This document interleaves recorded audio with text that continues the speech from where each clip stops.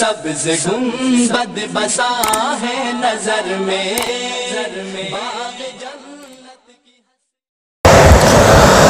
بسم اللہ الرحمن الرحیم الحمدللہ وکفا وسلام علی عباد الذین اصطفى اما بعد كذلك استحق اسم الخالق قبل انشائهم ذلك بأنه على كل شيء قدير وكل شيء إليه فقير وكل أمر عليه يسير لا يحتاج إلى شيء ليس كمثله شيء وهو السميع البصير. فرمایا کہ پچھلے عقیدے کا حصہ ہے یہ کہ فرمایا کہ اسی طرح اللہ تبارک و تعالی انسانوں کو اور مخلوقات کو پیدا کرنے سے پہلے اول مرتبہ پیدا کرنے سے پہلے بھی خالق تھے. صفت خالق اللہ تعالیٰ کے اندر موجود تھی اور اللہ تعالیٰ اس صفت کے ساتھ متصف تھے. اور فرمایا کہ یہ اللہ تبارک اس لیے کہ اللہ تبارک و تعالیٰ ہر چیز پر قادر ہے اور ہر چیز اللہ تبارک و تعالیٰ کی محتاج ہے، فقیر ہے ہر چیز اللہ تعالیٰ کی طرف، اور اللہ تبارک و تعالیٰ پر ہر کام آسان تر ہے. اللہ تعالیٰ کسی چیز کے محتاج نہیں. قرآن کریم میں فرمایا کہ لیس کمثلہ شیء وہو السمیع البصیر کہ اللہ کی مثل کوئی چیز نہیں، وہ سننے اور دیکھنے والا ہے. پتہ چلا کہ اللہ تعالیٰ اس آیت کے اندر جو فرمایا کہ صفت سمع اور صفت بصر اللہ کے علاوہ غیر میں بھی پائی جاتی ہے، لیکن اس آیت کے اندر فرمایا کہ لیس کمثلہ شیء، مطلب یہ ہے کہ اللہ تبارک و تعالیٰ کے اندر یہ صفت سمع و بصر اکمل اتم موجود ہے. یعنی اللہ تبارک و تعالیٰ کے اندر جو یہ صفات ہے، صفات کمالیہ، صفات اکمل ہیں، اتم ہیں، جبکہ غیر اللہ کے اندر بھی صفت سمع و بصر پائی جا رہی ہے لیکن وہ انقص اور ناقص ہے. یہ بیان فرما کر دراصل امام طحاوی رحمۃ اللہ علیہ نے جہمیہ اور معتزلہ کی تردید کی ہے، کیونکہ جہمیہ اور معتزلہ کا کہنا یہ ہے کہ اللہ تبارک و تعالیٰ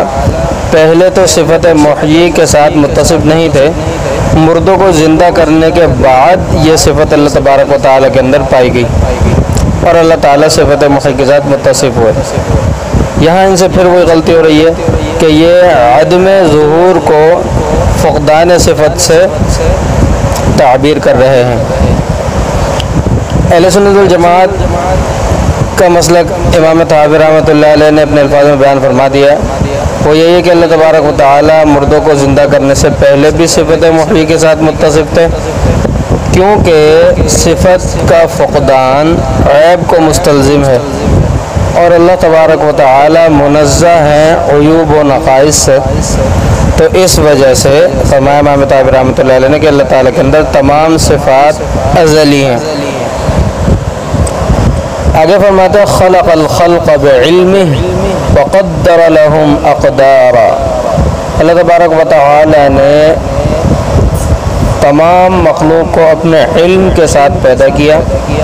یعنی اللہ تبارک و تعالی کو ہر چیز کا علم پہلے سے ہی ہے، اپنے علم کے مطابق پیدا کیا. یعنی مطلب یہ کہ پہلے سے ہی اللہ تبارک و تعالی کو ہر چیز کا علم ہے. وقدر لهم اقدارا، فرمایا کہ اللہ تعالیٰ نے ان سب کی یعنی مخلوق کی تقدیریں مقرر کر دی ہیں، یعنی لکھ دیا ہے سب کے لیے کہ کس کے لیے کب کیا ہونا ہے، کس کے حق میں کیا ہونا ہے، یہ سب اللہ تبارک و تعالیٰ نے لکھ دیا ہے. اصل میں اہل سنت والجماعت کا مسلک تو یہی ہے کہ حوادثات وغیرہ جو کچھ وقوع پذیر ہوتے ہیں، واقعات ہوتے ہیں، ان سب کا اللہ تعالیٰ کو پہلے سے علم ہے اور یہ سب اللہ تبارک و تعالیٰ نے اپنے علم کے مطابق اللہ تبارک و تعالیٰ کے علم کے مطابق ہوتے ہیں اور اللہ تبارک و تعالیٰ نے ہر چیز اپنے علم کے مطابق تقدیر میں لکھ دی ہے، اس لیے یہ اس کے مطابق ہوتا ہے. صحابہ کرام کے دور میں تو اس میں اختلاف نہیں تھا، البتہ آخر زمانے میں جا کر آخر زمانے تک اختلاف نہیں تھا، لیکن آخر زمانے میں ایک شخص تھا معبد جوہنی، اس نے سب سے پہلے مسئلہ تقدیر کے متعلق گمراہ کن بات کی. اس کا کہنا یہ تھا کہ الامر انف، ای مستانف، یعنی ہر کام نیا اور جدید ہوتا ہے، پہلے سے طے شدہ نہیں ہوتا، یعنی اللہ تبارک و تعالیٰ کے علم میں نہیں ہوتا، نعوذ باللہ، یا یہ کہ اللہ تبارک و تعالیٰ نے پہلے سے تقدیر میں لکھا ہوا مقرر کیا ہوا نہیں ہوتا، بس جب ہوتا ہے اسی وقت پتہ چلتا ہے۔ تو اس وقت جو صحابہ کرام موجود تھے انہوں نے اس کی سخت تردید کی، خصوصاً حضرت عبداللہ ابن عمر رضی اللہ تعالیٰ عنہ نے اس کی سخت تردید کی، اس قدر زوردار تردید کی کہ اسے پھر اس عنوان سے اس مسئلے کو آگے چلانا مشکل ہو گیا۔ پھر ان کے انتقال کے بعد اس نے دوبارہ اس مسئلے کو ابھارا۔ حضرت عبداللہ ابن عمر رضی اللہ تعالیٰ عنہ کی زندگی میں تو پھر دوبارہ اس نے اس بات کو نہیں ابھارا، لیکن ان کے انتقال کے بعد دوبارہ اس بات کو ابھارا، اور یہ بات پھیلتی پھیلتی ایک فرقے کی شکل بن گئی۔ لیکن احادیث اور بہت سے آیات بھی اور احادیث بھی تقدیر پر دلالت کرتی ہیں کہ تقدیریں سب کی مقرر ہیں اور طے شدہ ہیں، اور تقدیر کے مطابق کام ہوتا ہے۔ حضرت عبداللہ ابن عمر رضی اللہ تعالیٰ عنہ آپ صلی اللہ علیہ وسلم سے روایت کرتے ہیں کہ آپ صلی اللہ علیہ وسلم نے فرمایا کہ اللہ تبارک و تعالیٰ نے آسمان و زمین کی پیدائش سے 50,000 سال پہلے مخلوق کی تقدیریں مقرر فرما دی تھیں، اور جب اس کا عرش، اللہ تبارک و تعالیٰ کا عرش پانی پر تھا۔ اسی کو اللہ تبارک و تعالیٰ اپنی کتاب مقدس میں فرماتے ہیں اِنَّا كُلَّ شَيْءٍ خَلَقْنَاهُ بِقَدَرٍ، اور ایک دوسری جگہ ارشاد فرماتے ہیں وَالَّذِي قَدَّرَ فَهَدَى۔ تو ان سے پتہ چلتا ہے کہ اللہ تبارک و تعالیٰ نے تمام مخلوق کی تقدیریں مقرر فرمائی ہیں۔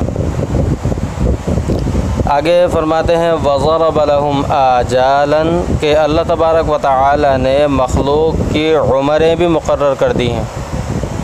اہل سنت والجماعت کا مسلک یہی ہے کہ تمام مخلوق کی عمریں اللہ تعالیٰ نے مقرر کر دی ہیں، کوئی اپنی عمر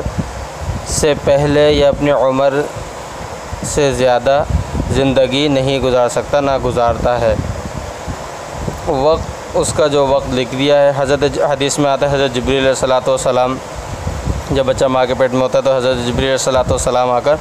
3 باتیں لکھ دیتے ہیں کہ اس کی عمر کتنی ہوگی، اس کا رزق کتنا ہوگا، اور یہ بدبخت ہوگا یا نیک بخت ہوگا، شقی ہوگا یا سعید۔ اہل سنت والجماعت کا مسلک یہ جو کہ امام طحاوی رحمۃ اللہ علیہ نے ان الفاظ میں بیان فرمایا وَضَرَبَ لَهُمْ آجَالًا، معتزلہ کی تردید کی ہے یہاں پر، کیونکہ معتزلہ کا کہنا یہ ہے، ان کا عقیدہ یہ ہے کہ مخلوق کی عمر مقرر نہیں ہے، بس جس کے ساتھ کوئی ہلاکت خیز حادثہ پیش آ جائے تو وہ مر جاتا ہے، عمر مقرر نہیں ہے۔ معتزلہ کا کہنا یہ ہے کہ اگر عمر مقرر ہے، قاتل کو اور خودکشی کرنے والے کو سزا کیوں دی جاتی ہے؟ تو اہل سنت والجماعت اس کا جواب دیتے ہیں کہ کسب شر کی وجہ سے انہیں سزا دی جاتی ہے، نہ کہ اپنے وقت سے پہلے مرنے کی وجہ سے۔ وآخر دعوانا الحمد للہ رب العالمین۔